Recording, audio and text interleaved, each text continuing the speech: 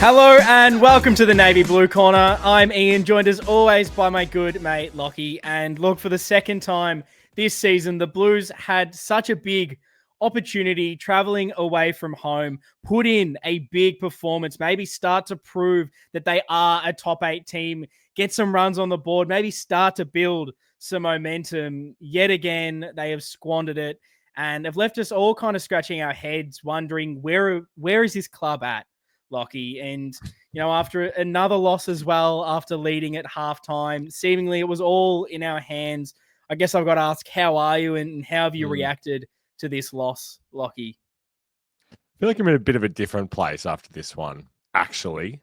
Potentially a little bit of a turning point for me mentally this season with the Blues. So I'm keen to unpack that. But how are you? Yeah, I'm doing okay. It's strange. We've kind of been on a weird roller coaster this season. After the start, I was probably a lot more down than I think you were. You were still a little bit more optimistic. I'd sort of thrown all the toys out of the cot. I was not happy about it all. And I think where I've kind of sat for some time is that sort of top 4 being able to go on a run like we maybe saw at the back end of 23. That was out of my mind. And it was, okay, we're middle of the road. Can we get into finals and maybe go on at least a little bit of a run to cement that top 8 spot? And yeah, this loss after last week, which was such sort of that gritty, determined win against the Saints, where we just needed to win one, I think it's just so disappointing to go away from home again. Can we prove it? Evidently, we just couldn't get it done. Mm-hmm. Yeah, I'm with you. I think the forces of nature that always keep you and I so aligned in our takes, they veered for a moment there early in the season, and I think they will converge again, because I think while I'll remain optimistic and hopeful about every game that we go into, this is a game that I went into where we were underdogs in the betting market, but I was expecting that we were going to win this game. And I think that expectation that I have for Carlton now, unfortunately, is going to go down a bit. And I'm probably not going to be expecting the high standards that I have been the last couple of years. Yeah, it's interesting. Even though where I've sat a little bit below you at the moment, I still went into this game against Sydney thinking we should win this, or at least we need to win this to prove what we are. And I think I said it at the top of this episode that, winning this, it was a game that would feel like such a big step forward for us. And again, we've failed in the most frustrating way. We've spoken at length over the last few weeks about this current run of games leading up to the bye.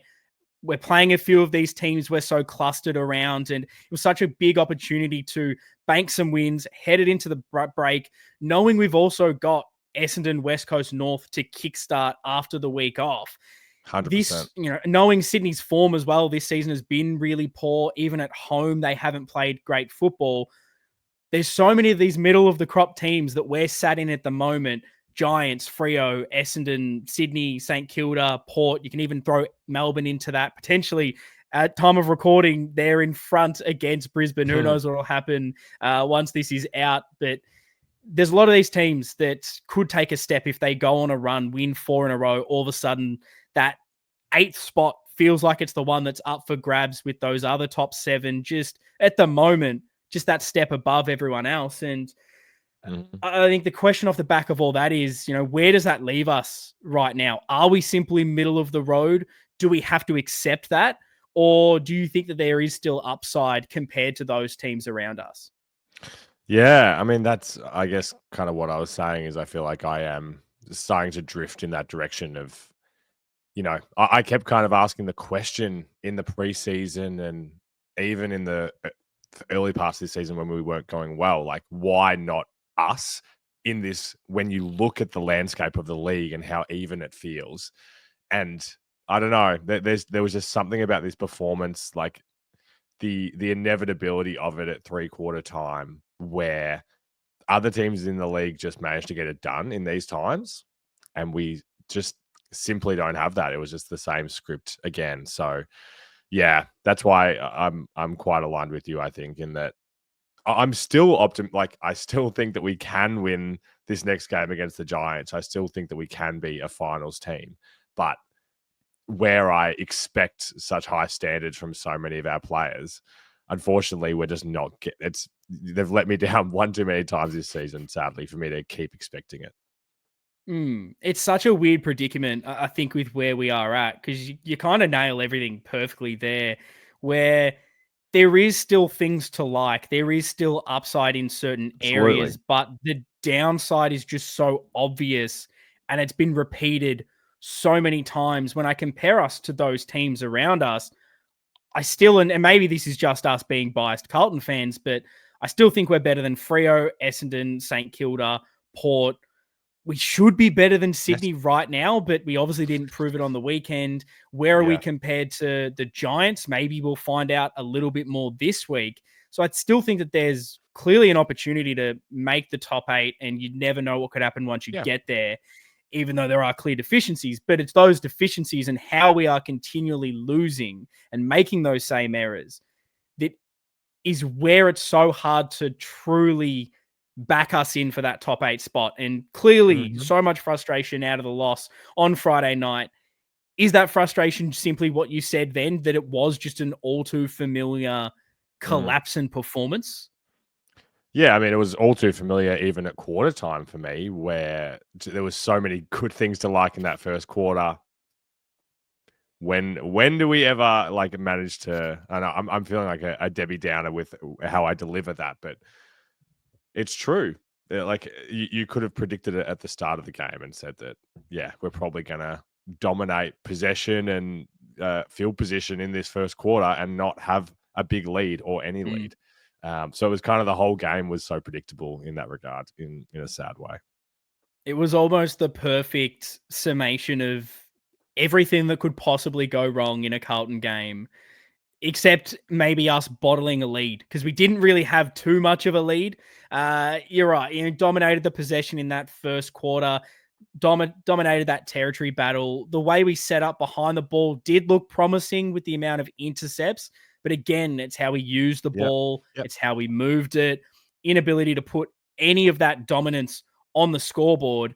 A good team, they're 4 or 5 goals up at quarter time. And all of a sudden, it just puts Yeah. so much more pressure on the opposition. It's harder for them to come back. And the end, it's a 1 goal quarter time lead to us. And for all the work you put in, now you've got to do that again the next quarter and double it to try and get some sort of ascendancy, which just doesn't happen. We go into Mhm. that game knowing, what do we need to stop, Lockie? We need to stop Isaac Heaney, Chad Warner. What did we not stop? Heaney and Warner. And I think all Mm. over again, just poor coaching, poor decision making from players, no composure. As soon as the heat comes and you need to win, we just made errors. We weren't composed. We weren't smart enough, and that for me is just where all that frustration stems from this loss. It's interesting hearing Voss mention that there was Mm. strategy in place to tackle them, which was difficult for me to see in the game, and I don't blame Voss for not wanting to explain what those tactics are. But yeah, yeah, what can you say about it? It didn't go well. Heaney should have kicked 6. Oh, he could have kicked a lot. It's insane the amount of chances that they left out there, particularly on him. And I Yeah. guess there's two ways everyone's mind goes after this game. One is straight onto the coaches, the other half is onto the list. So I think we'll kind of separate those and dive into the coaching, the fun things we love talking about. And Mm. we tried our hardest to, I guess, well, at least I did when I'm writing these run sheets, to leave this until the bye. But I need to ask you this question. You're probably sick of me asking it, but I'm gonna ask for the vibe check on this, because it was another Yeah. game where so much of it and so many of our problems really feel to be down to coaching, game plan structure, the way we are setting up, and then in game managing what the opposition are throwing at us in those key moments. So where do you sit with the Voss camp now, with a bit of a bigger Mm. sample size? Again, I know I've done this question to death, and No, I no. want to know the listeners and the viewers, their thoughts on this and everything we cover. So drop your thoughts in the comments down below on YouTube. If you're listening in audio form, head over to the socials at Navy Blue Corner. But from everything you've seen now, 4 years in, we're almost at the midway Mm. point of this season. No one is saying he needs to be sacked at this exact second, but in your mind, from what you've seen, is Voss the right man to lead us forward? Mm. I sadly don't have a definitive answer to it, and I promise you that at the end of the season, I will. I'll give either a go or no Mm, go on it because I'm just still so conflicted. I think I probably said this a month ago that I if the season continues to play out as it is, I'll be open to the idea of us exploring what other coaches are out there. mm, At the end of a 4-year era, I think the narrative that people say around, oh, Carlton just kind of changing coaches for the sake of it. I think if we see that this season, like I said, plays out as it does, where we seemingly have the same problems for a 4-year mm, stretch at a minimum, with seemingly no path forward, and there's somebody out there that we think could lead us there, I don't think that that would be reactive to explore mm. that. I think that's an interesting way you put that. Obviously, there's a component of can you bring in someone that's better, or are you just making change for the sake of change? And that's probably where your mind is going, Lockie. Yep, you're right.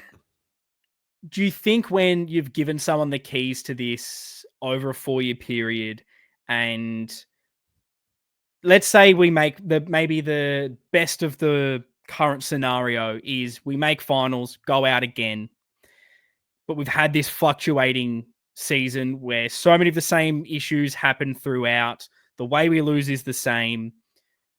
Forward line entries is awful. No composure. Doesn't feel like the system is what's holding us and taking us forward. Do you think it doesn't matter that who comes in necessarily in the sense of we need to 100% make sure this guy is better, or do you just think Mhm. you've had 4 years, change needs to happen for that upside? You've given four Mm. years, you've proven there's no upside. We just need to see if someone else has that upside with this group. At the end of last season, when we would have any kind of talks about like where change would happen in 2025, for me, and rightly or wrongly so, injuries felt like the thing that if we can just be healthier in Mm, 2025, that can be enough for us to go to the next level.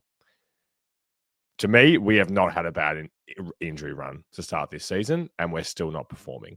So if the season plays out as it does, and we get to the end of the season, then there's only so many levers mm, that can be pulled. And I don't know how much list talk you want to do today. I'm sure we'll do mm. plenty over the bye. To me, the list is not going to significantly change before 2026. So if this is our window, are we just gonna kind of run it back again? Is kind of the question. Hmm. I think that's my concern right now. How I see every component of this club is significant change needs to happen throughout in all kind of levels. The talk will always go back onto a guy like Brad Lloyd and his position at this club being there for such a long period, and us just being where we are. I think we need fresh ideas. I think we need someone else in that role. That's where Mhm. I've stood for a while, and I think it's more evident as time goes on. I think the only thing that is giving me any hope right now of if this does continue for the rest of the season, what can turn us around towards more of a positive trajectory. It's the thing I'm struggling with right now is we've got this list that seems built for the now. You look at the age demographics, you look at the salary cap, it's hard to pivot. We don't have draft picks to get ourselves out of this. Tassie potentially coming Yep. in soon. There's not a lot of room to pivot and ways to do it. Knowing a guy like Graham Wright is at this football club and what he's been able to do, Hawthorn list management as Mm. a footy boss at the Pie is still really. I know it's not the exact same scenario, but what he was able to do when it looked like Collingwood were tipping over the edge, salary cap woes, fixed it, got a new coach in, got them a flag. Now all of a sudden, they're still just on their trajectory. Knowing he's now in charge at CEO at a higher level, being able to kind of have his hands all over everything and mold this Yeah. club in the shape that he wants, that's where I feel a bit of confidence that at least he would know what's when he steps into this football club and sees the departments run, he will know what it's meant to look like when it's good. And if Mhm. we're not functioning, he should be able to see what areas need change. And yeah. for me, I think we need to make significant list moves. I think stagnating with what we've got is probably why we are where we are currently. We've got some really good players at the top. Have we done enough to support that and bring in those role players, or have we kind of just rolled with what we've had for a while, expecting it to get better? I look at the players we've brought in recent years. There's not a lot. Mm-hmm.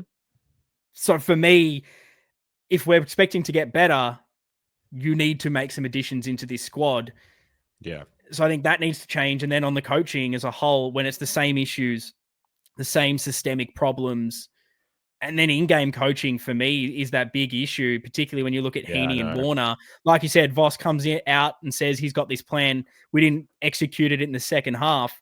That's kind of my big issue, and where I see the problem with the whole coaching cohort is you might have a plan, but whenever something adjusts and changes in game, we don't seem to be able to pull a lever and shift it in our direction.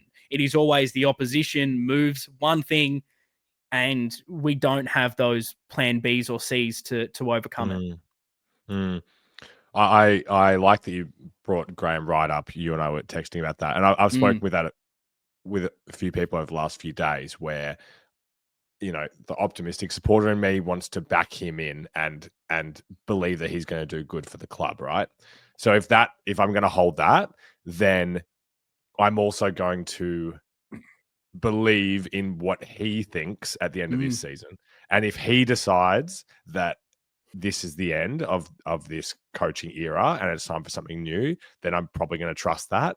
And if he also says either he believes in Voss or he believes in Voss because there's nobody else out there that he thinks could do a better job, then I'm probably going to be satisfied with that too. If there wasn't that change, like, you know, if there was no kind of changes in leadership and we were just kind of running it back again, that's when I'd probably feel frustrated. But I'm optimistic that there's someone new at the helm. Not that Brian Cook, you know, we all the love and respect to him, but the new eyes from someone that's been really recently successful is good. Yeah. And then the Brian Cook one's really interesting as well.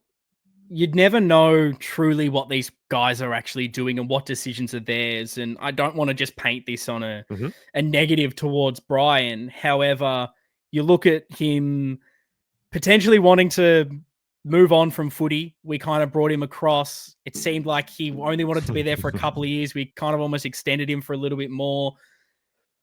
Is that 100% the person you want? Someone who is always maybe wanting to retire, not does he have the hunger is I guess where I'm trying to go with this for a club that needs so much work from where we were from a culture point of view. We haven't been successful for 30 years. Clearly any sporting club that is like that needs significant changes from a directional point of view. I like that we've got a Graham Wright who keeps kind of stepping up in different positions. He's got so much to prove, and he will be wanting to come in and make this his. That excites me a little bit more now over Brian Cook. We've got some expertise straight out of him. I'm sure there's so many positives that we have gotten from bringing a guy like him in. The perfect evolution now is this hungry guy like Graham Wright. And you raised an interesting point. What if he truly thinks Voss is the guy? That is something I maybe haven't thought about. It's even more interesting when he chose, or he was part of the few that chose McRae over Voss for Collingwood. If he does truly think things have changed in that front, then yeah, I think we'll all just gonna have to sit back and back that in, because he's the one we've got our faith in currently. So there's a lot to play out. And, you know, you always like to bring up these questions. So I'll do my classic question back to you, which is a prediction.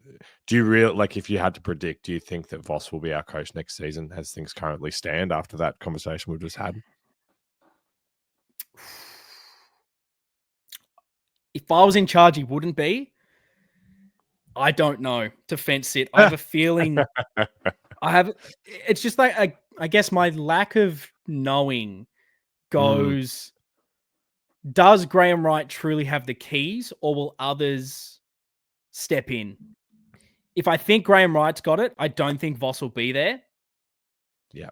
I If agree. there's others that are wanting stability and saying, "Oh, hang on," then I think he stays. But I just think it's time for fresh eyes.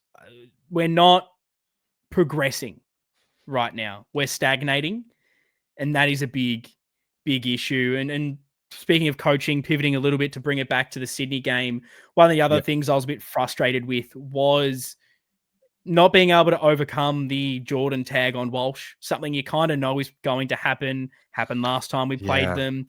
You saw what even happened last week. Sydney and Essendon, they clamped down on Merritt quite well. Eventually, moving Merritt to the half forward, getting him out of that tag. I thought Merritt was somewhat influential in that last quarter for Essendon being able to get free.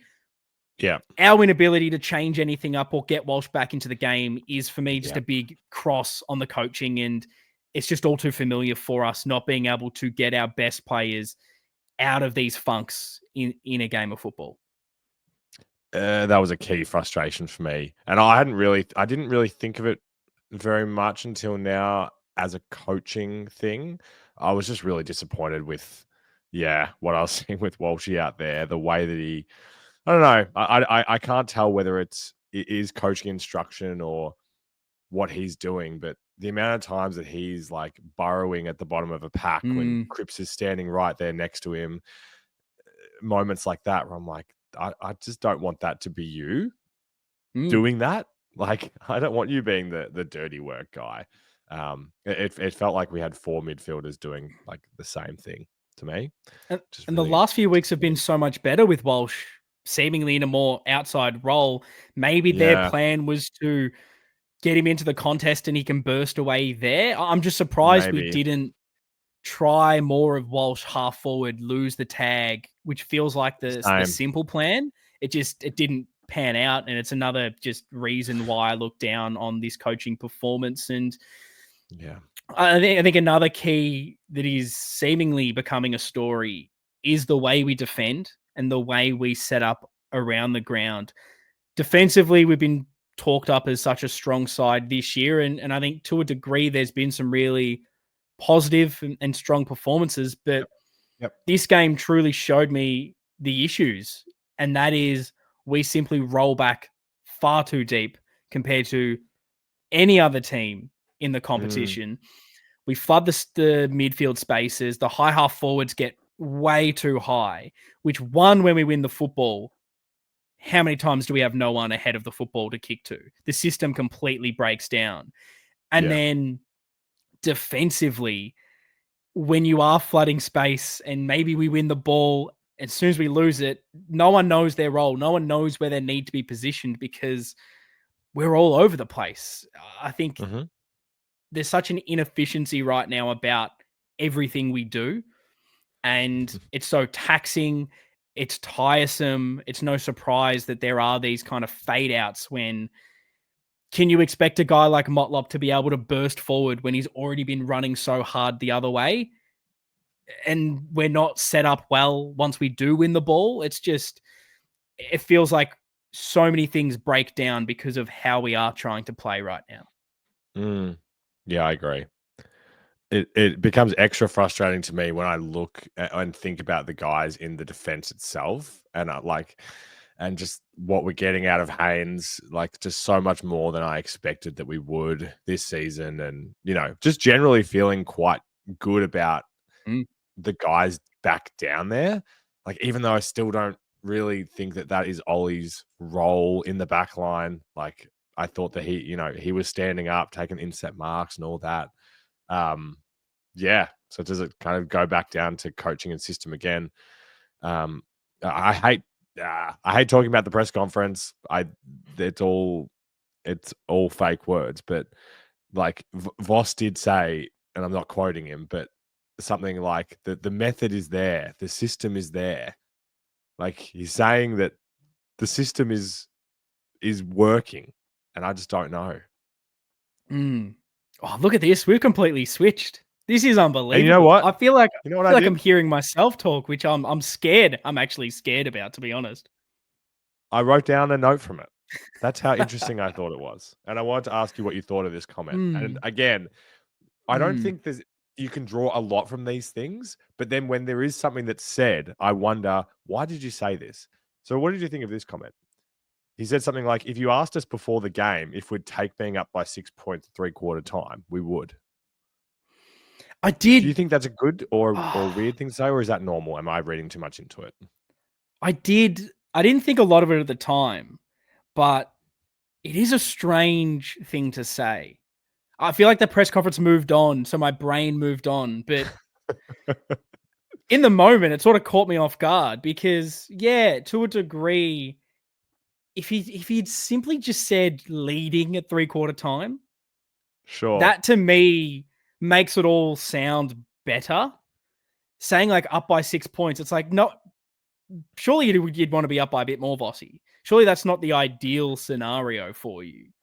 And it goes back to like my No. issue with certain things around why my brain says he's not the one and has had so many issues throughout it is just these weird little things he says in press conferences that doesn't fill me with hope.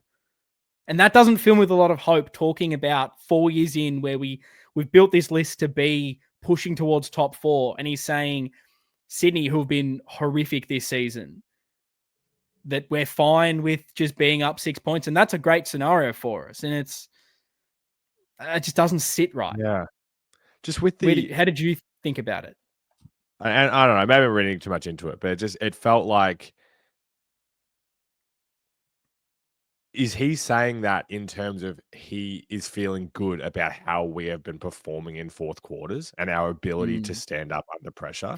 Because I knew at three-quarter time that we were gonna lose this game. mm. Everyone did, I'm pretty sure. Like, it seemed Yeah. so obvious that we were gonna get overrun. And and so if you asked me before the game, would I have taken up being up 6 points at three-quarter time? Hell no, because the writing would be on the wall even when you ask me that question. There was But so much going against us in that game where all the luck was not with us. You could talk about umpiring decisions for 20 just minutes, felt that. for almost the whole podcast, but there was so much wrong that we did that it's almost not worth it. But I think I messaged you at some stage saying there's such an inevitability about this. Nothing is going our way. And that Yeah, that three-quarter was like the time you second head quarter, I in, think even. I think it was early. It It was was not a early. good sign. But three-quarter time, all you're thinking is if they kick the first one, we're in trouble. I can just see Yeah, us melting. They kick the first one very easily. And then it's again, I keep saying the word inevitable, but that's what it is. How many times have we gone onto this podcast or spoken about Carlton and said there was this moment clearly where we just like couldn't let them kick one quickly? There was a clear scenario we couldn't allow happen, and we've let it happen almost easier than if you had tried to stop it. And that happened again. They kicked about 2 goals in 2 minutes. And in a game that yeah, was so scrappy where we couldn't get any ascendancy when we dominated possession, all of a sudden we were on the back foot for quite some time. It felt like a bridge too far. And mhm, that's another knock I have on this squad, on the coaching group is as soon as momentum goes against us, it takes us far too long to clamp down, to quell the momentum, to even then win it back for us. Seems like once it's gone, and we can't even just stifle the game. And again, that happens in yeah. key moments. It's just so frustrating. It's true. There, yeah, you could mention so many moments like that. I think the one that I'll mention that kinda hurt the most was obviously the barrage that Sydney had on us for the first half of the last quarter. Hmm. Charlie kicks that goal and it's like, to your point, like, is this our moment to get momentum back?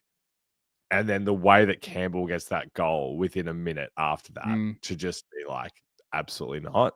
That was Yeah. like the perfect showing of how the momentum was just so out of our reach. And I think if you're playing a top 4 team away from home, like if this was maybe Gold Coast right now is someone you could throw, or maybe a Brisbane, and that was the Who just performance lost to of, Melbourne. well, yeah, that's not good. Yeah. But you could maybe excuse that kind of thing and say, oh, well, we were fighting hard. Ultimately, a better team just beats us. But this is a Uh, team we should be beating. Below us on the ladder, haven't had a good year. Not that we have, not that we should necessarily be expecting anything, but it's just not excusable when it happens this way. We can't seem to claw things back. I think it's a great moment and point you raised. So I want to talk about the players now that we've spoken a bit about the coaching. And what you just spoke about there has tied it in perfectly, because a lot of heat has come towards a lot of the bottom six. Evans and Motlop copped a lot, especially out of this game.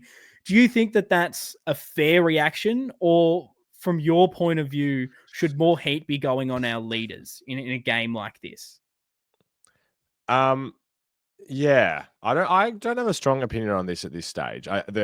The obvious part to me is when you and I were discussing our votes before we turn this on, there is just no one in this game that I felt like deserved to get Navy Blue Corner Blue Bag of Badge of Honor votes. So that's a story of the leaders not performing, and it is also a story of the guys that we don't have as high expectations for, who we do try and reward with votes each week as being like an overperformer. That wasn't there for me either. So call that offensive. And actually, the one other thing that I'll add to that is that I think it's unfair to pin the loss probably on either party. Like, yeah, I think it is a bit, I don't know, simple to try and do that. So I'm with you that people kind of, if your contention is that the performances of Motlop and White lost us the game, then I don't agree with that. But it's becoming too much of a trend of the way that we're not able to get enough out of certain positions on the field, I suppose. Yeah, I think I agree with you. I think with what you're saying there, obviously there needs to be criticism and accountability to some of these players, but I just hate it when I see so much go towards these players and it doesn't feel like enough is going towards our best. Like, sure, Sam Walsh, where were you? You got locked down in a tag, couldn't find a way to affect the game. Not good enough. Yep. Cripps, kicked those goals early. Don't feel like you did a lot for the rest of that game. When it was there to be won, did you influence the contest with your strength? No. Chera, I thought, was one of our better players, and maybe this is just the kind of player he is he damaging with ball in hand? When he gets these touches, is he making us better? Not sure. And talk about big things from our leaders. I mean, Charlie, my goodness, that play on. Don't even. When we needed someone to settle. The worst part about this, Lockie, is he got the mark. It was there. I looked down at my phone for 2 seconds. I look up. I was confused about what was going on. I was like, how is that not a goal? What just happened? And it was so confusing that he's played on again, completely stuffed it up in a moment you need your leaders to stand. And it's almost more frustrating because of other things he was doing in this game and standing up at those other moments. And then again, late, gets caught holding the ball when you just need some composure. Harry dropping that mark in the middle of the ground. There was, for me in this contest, far too many occasions where the ones you are meant to rely on make a mistake that evidently all of them together cost you a game. And when I look at it, it isn't just a one-off.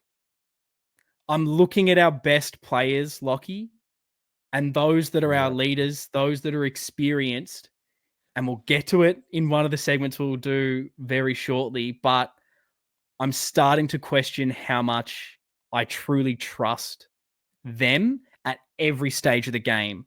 And when I look at opposition clubs, I feel like they really trust their leaders, because when I look at those kind of players, I back them in to make the right decision. And I am nervous when just about any player at our club gets possession of the ball in any situation. I reckon there is about one or two that I feel comfortable with. Everyone else, they've done it enough times now. That's a problem. Look at Charlie. Pies game, back at 22, plays on, costs us the game. You think he'd learn? Well, he's just done it again. And this is not a one-off. How many times does Charlie just brain fade? Harry brain fade? It's just continuing far too often for me. So the heat right now for me is going on them, not as much the Francis Evans and and Jesse Motlop, because my expectation of them is less, I guess, is where I'm coming from. Yeah, no, totally right. Totally right. No, I don't have anything to add to that. Yeah, you picked out the moments that frustrated me the most. Yeah, I was going to say I hate picking on individuals, so I won't call any more of them out. But I'm with you. We can go towards the votes, and in that, I will also ask you if there were any positives, Lockie, because I'm struggling to find 3 players to give a vote to this week in the Navy Blue Corner Blue Bagger Badge of Honor Award. Feel free to give those votes, Lockie, and if there were any positives, please let me know. Yeah, I can let you know. I didn't think that he played a full game performance, but Lord was exciting me so much early. Yes. Even still playing in the role that we probably don't think will be his role in the future as like a CBA mid and, kind of playing a bit more of a wing kind of thing. But I thought he looked really composed, especially early in the game. The way he was using the ball, the overlap run, all those points was a really promising moment and something where you can go, okay, I could see this guy, being a big part of our team in 5 years. So I'm going to give him 2. Yeah, I like that. I think you sent me a message all of a sudden saying like Cooper Lord is him, and he just shows something exciting, getting a bit more of a full run at it. You want to see little glimpses, and for someone who's maybe a little more raw than I expected this season, I think it's definitely a positive to see the way he was able to do little things I maybe didn't expect. That little bit of extra spicy movement, a little bit extra pace on what he was doing. I maybe didn't see him as that kind of player, which I liked. Yeah. I don't feel good about this at all. And you mentioned it before, and maybe the jury's still out on this. I'm giving Chera 3, not necessarily because I think he was, I don't know, even our best player, but I really did feel like he was just trying so hard and was trying to just will that midfield over the line. Like he was just everywhere doing everything. But I don't know whether him being our most prominent midfielder is, a winning recipe for the future, sadly, as well, which is tough. And who have you given your 1 vote to, Lockie? You're going to absolutely hate this because it reeks of my Lord 1 vote a few weeks ago. But I'm doing it because there is nobody else that I genuinely feel like I want to give a vote to in this game, sadly. So I'm giving it to Jordan Boyd because he was the freaking sub, came on into the forward line, then thrown back. That's another point that is wrong with the coaching, Lockie. If you were to ever make a decision about any player to put them anywhere on the field, why would your last decision be Jordan Boyd in the forward line? In that contest where we need drive from the back half, we need poise. Look at the one time he got the ball and he just finds Charlie Curnow beautifully. I know. I mean, just what are we trying to do?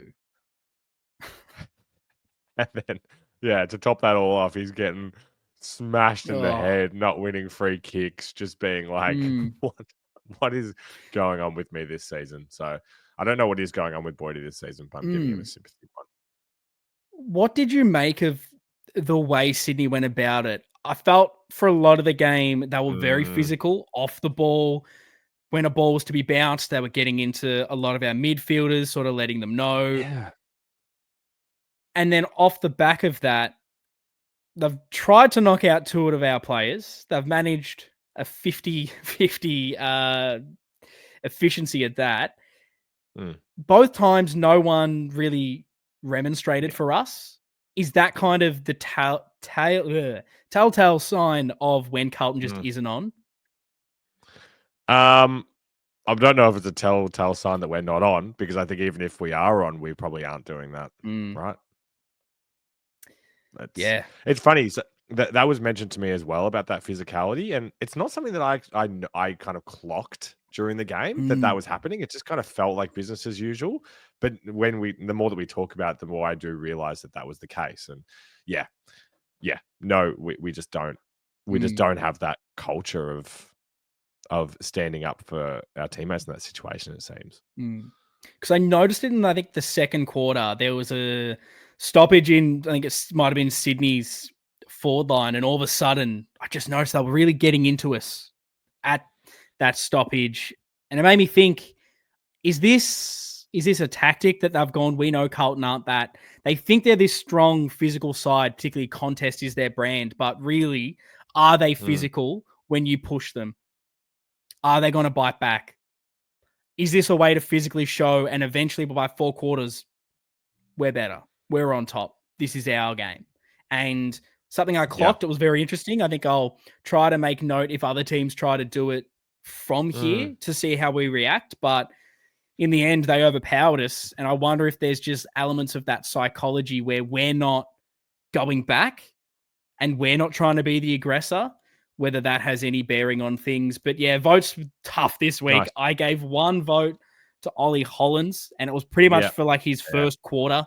I think he faded after that. Ball use was horrific. Ball use from everyone was really bad, but at least early on, he was everywhere. He looked like, oh my God, this is what we've wanted from Ollie Hollins for a while. He's becoming that player.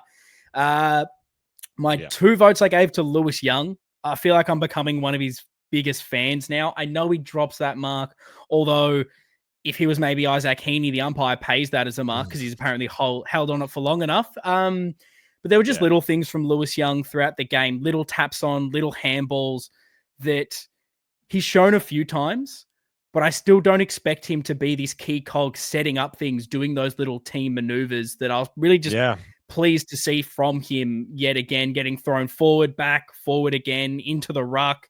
And every time he does it, I feel like it's a positive when he's around the football and what he can perform for us. So big ups to Lewis Young. And then, 3, unconvincingly, is Adam Chera, just because I thought he was the better of our midfielders.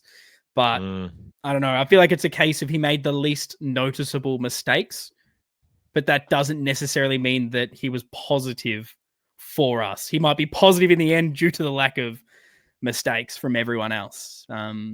It's a very interesting look. They all make sense to me. Yeah. And the last thing I want to touch on, we won't go too deep into it. Maybe it's a bit of a look forward to what we can discuss in the bye round. But as I said earlier, a lot of what I got from this game was trying to look at the list. That's where my brain goes whenever Carlton about it. How can we fix this from a list point of view? That's my bread and butter. And I guess it was looking at those leaders and looking at a bit of those demographics. So I will try and chuck these up on screen if you're watching on YouTube somehow in the post edit. So hopefully it's all come together great. If you're listening in audio form, I will do my best to try and make sense of this. And bear in mind, in the bye week, we'll go into this in a lot more deeper analysis. But I've kind of split this up, Lockie. And I was trying to have a look at those peak ages. That is, who are those leaders? Who are the experienced ones that you can really depend on? 28 plus. If you're 28 years old or older on a list, surely that means that you are a veteran and we believe in everything you can do. Rarely are there any scrubs that are still on AFL lists past that age group. Then you've got the 24 to 27 that are your peak stars. 21 to 23 is looking at that next gen that hopefully that crop can take that next step and be your next crop of superstars. Then, of course, the 19 to 20-year-olds who you're in your development phase. We don't expect much of you right now. That's real for the future. And the ages that I've got up on screen, I've gone to the end of this year. So pretty much December 31st. I've aged everyone up to make it way easier. Kind of looking at this from a next season point of view, because that's when you're able to actually affect change when I'm looking at the lists. And I've looked at Hawthorn, Brisbane, Geelong, Bulldogs, and Adelaide. Teams that are either at the top of their game or teams that have these higher end leaders that we entrust in. And then also a team that, like Adelaide, that I think is really interesting to look at from where they kind of sit and where we thought we would be compared to them. From that, Lockie, to do this a lot easier than just looking at every single player on the list, let's go top 30s. Top 30s from the teams that I just mentioned and how we can compare. Now, our top 30, for those playing at home are Nick Haynes, Nick Newman, Sam Doherty, Adam Sard, Williams, McGovern, Cripps, Fantasia, Akers, Hewitt, Chincotta, Charlie Curnow, Wiedering, Silvani, Mackay, Boyd, Fogarty, De Koning, Chera, Cottrell, Walsh, Kemp, Durden, Hollins, Motlop, the other Hollands, Cowan, Lord, Carroll, and Jagger Smith I've thrown in there because at least we know he's going to be the future. Now, Lockie, pretty much comparing those 28 and above, the ones that we entrust to be those leaders of our football club, just looking at Carlton, what kind of, is there anything that stands out for you from those, the list of players? Oh, that stands out. Interesting. I guess our top age is a bit lower than the rest, so we don't have as many of those players that we feel like are probably on the verge of retirement. Maybe one or two on that list that we could see hanging up at the end of this season, potentially even zero. That's one kind of observation. A lot of guys there are pretty pivotal to what we do as well, I would say. Yeah, the one thing that maybe took me more than I was expecting was just how many of those key cogs in our team are in that age group and not in that 24 to 27, which kind of showed me that, wow, this list is built to be that top 4 team right now. You don't have a list where all your stars are 28 and above and you're sitting outside the top 8 middle of the season, maybe not even looking like we're going to make top 8. That's kind of concerning right now. And I think when I'm looking at it deeper, and I'm going to ask you this question, and I want everyone at home as well to answer this, who are the ones you truly can depend on? Because I'm looking at other teams' lists right now, and I'm seeing Zorko, Lockie Neal, Charlie Cameron. I'm seeing Bontempelli, Liberatore, Dangerfield, Blitzarves. I'm Taylor Walker. There's, the top end of these lists right now that are dependable week in, week out to get it done. Who on our list above the ages of 28 and above do you not trust to be that right now? Oh, how dare you phrase it in that way? I was going Well, to trust. Well, let's go non-trust. I want a yes or no. Haynes, do you trust him? He's getting there, but probably not yet. Okay. Nick Newman. If he's healthy, I would say I trust him. Is there now a question mark due to not knowing what you're going to get back, or has he got enough in the bank that you say, yeah, we trust him? It's true. We don't know what a 32-year-old Nick Newman looks like next season. Sam Doherty. No, not anymore. Adam Sard. Not this season. Zach Williams. Yeah, unfortunately not. Mitch McGovern. I mean, I really like McGovern, but you wouldn't say you trust him in big situations. Patrick Cripps. Yes. One. So we've got one. Okay. Orazio Fantasia. I'm afraid not. Blake Acres. Again, not this season. In 2 years ago, yes. Now, no. George Hewitt. I really thought he was going to kick that goal. Yeah. But do you still trust him? He very, very rarely has a poor game. Yeah. I've got him in my trust. Alex Chincotta, surprisingly, will be 29 by the end of this season. Yeah. He's probably the 30th best player out of this 30, so probably not. Charlie Curnow. No. No. Jacob Wiedering. Yes. Yes. Always trust. Jack Silvani. Wow, what a crazy one, Jack Silvani. I guess you have to say yes. Yeah, I agree. Harry Mackay. No. That's an issue, Lockie, that we have only found 4 out of that crop that we truly trust. And I think the borderlines are kind of like your other stars there and your Harry Mackay, Charlie Curnow. You could even say maybe an Adam Sard that are kind of closer to it. And particularly Charlie and Harry are meant to be those pivotal stars. But there's just too many errors right now. And I guess comparing that to an Adelaide, Taylor Walker, Smith, Laird, Crouch, O'Brien, Neil Bullen, Keys, Dawson, Millerer, I'd say the bulk of that you're backing in and trusting there. Looking at the Dogs, Jones, Libber, Johannesson, Lobb, Treloar, Harms, Bont, Dale, Kennedy, English, Williams. Majority of that you're backing in. Geelong, Dangerfield, Stanley, Blitzarves, Duncan, Guthrie, Stewart, Cameron, Buse. I've thrown in Jack Martin. He's very close in that, but he's made the cut. Wow. Kolajajny, Atkins, O'Connor, and Manor. I'd say more of that you'd trust than you'd distrust. There's a few kind of hangers on in there. Brisbane, Zorko, Leicester, Day, Neil, Fort, McCarthy, Cameron, McInerney, Gardner, McKenna, Andrews, Dunkley, Duday, Hipwood, Archie. There are a lot of weirdly, I guess you could almost call them scrubs in that, or almost starting to get washed. But I think they're stars you truly, truly back in. And then Hawthorn at the end there, Bruce, Gunston, Frost, Sicily, Impey, Amon, Barris, Hardwick, Chol. That's a little bit more intriguing.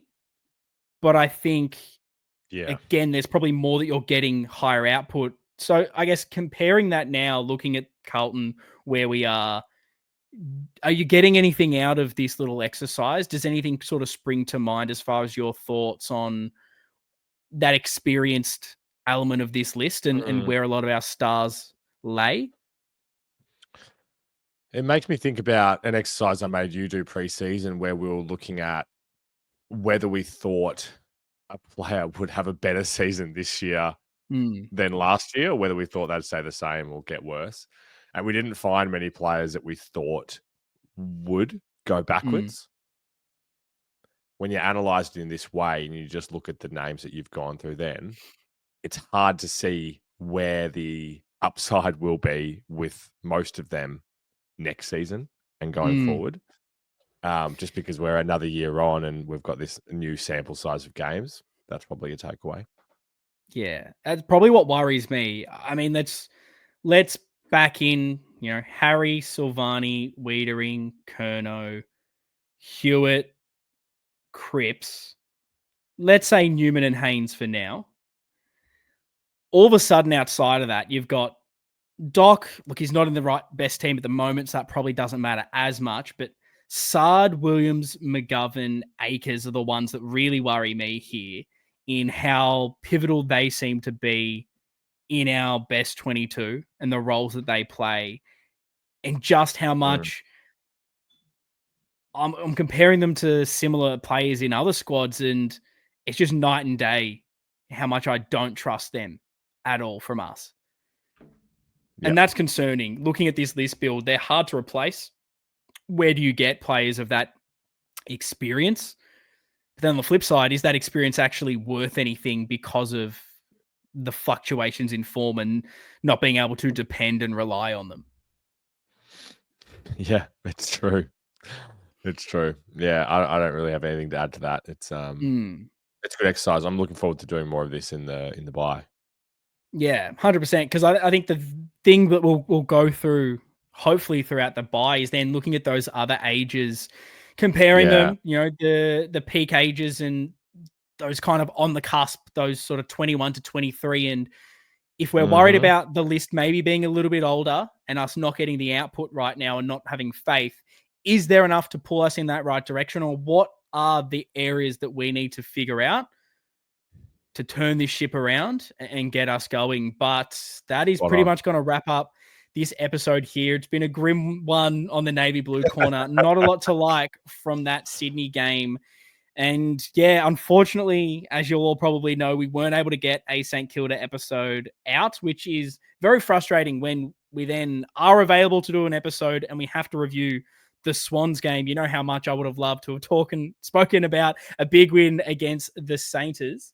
But because of that, we will be coming together again on Thursday morning for you guys, the listeners and the viewers, with a GWS build-up show where hopefully the week has progressed a little bit. We're a little bit more optimistic as time has gone on.